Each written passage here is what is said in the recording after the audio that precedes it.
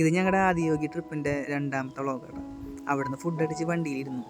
ഒരു 4 മണിയൊക്കെ ആയപ്പോൾ ഞങ്ങളെത്തി. ഞങ്ങളവിടെ അങ്ങനെ ഇറങ്ങി ആദ്യം പോയത് ഈ ആദിയോഗി എന്താണ്, പിന്നെ ഇവിടെ എത്ര അമ്പലങ്ങളുണ്ട്, ഇവിടെ എങ്ങോട്ടൊക്കെ നമ്മൾ പോകണം, അതിനെപ്പറ്റിയൊക്കെയുള്ള പറയണ ഒരു സ്ഥലത്തേക്കാട്ടെ പോയി. അവിടെ എത്തി ഞങ്ങളോട് ഇങ്ങനെ കണ്ണടച്ചിരിക്കാൻ പറഞ്ഞു. അപ്പോൾ അങ്ങനെ ബാക്ക്ഗ്രൗണ്ടിൽ ഓരോ നാമങ്ങളൊക്കെ ഇങ്ങനെ പോട്ടെ. പിന്നെ അവിടെ നിന്ന് കിട്ടിയ രുദ്രാക്ഷ അത് അവിടെ തന്നെ ഇരുന്ന് ഇട്ടിപ്പം ഒരു ഭയങ്കര ഒരു റിലാക്സേഷനൊക്കെ ഉണ്ടായിട്ട് നല്ല സുഖമായിരുന്നിട്ട് അവിടെ. അടുത്തത് ഈ സ്റ്റാച്ചുൻ്റെ അങ്ങോട്ടാട്ടെ. അങ്ങനെ ഞങ്ങൾ അങ്ങോട്ട് നേരെ നടന്നു. അവിടെ പിന്നെ എപ്പോഴും ഇങ്ങനെ കാറ്റടിച്ചുകൊണ്ടിരിക്കട്ടെ. അവിടെ പിന്നെ ചെരുപ്പ് കൂരി വെച്ച് നേരെ ആ സ്റ്റെപ്പ് കയറിയിട്ടാണ്. പിന്നെ ഈ സ്റ്റാച്ചു 112 അടി ഉയരണ്ടിട്ടാ.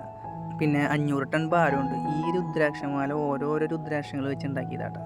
അങ്ങനെ കുറച്ച് നേരം ഞങ്ങൾ അവിടെ ഇരുന്നു. പിന്നെ അടുത്തതായിട്ട് ഞങ്ങളിനി പോകുന്നത് ധ്യാനലിംഗ എന്ന് പറയുന്ന ഒരു അമ്പലത്തിലേക്കാട്ടാ.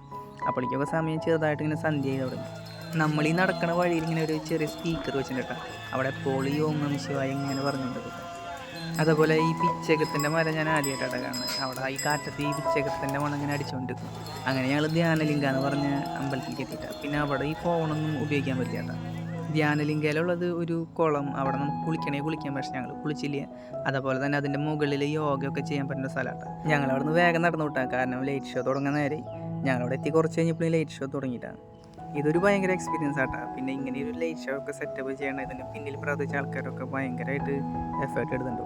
ഞങ്ങളങ്ങനെ ഞങ്ങളുടെ വണ്ടിയൊക്കെ തപ്പി പിടിച്ച് വണ്ടിയിൽ കയറി.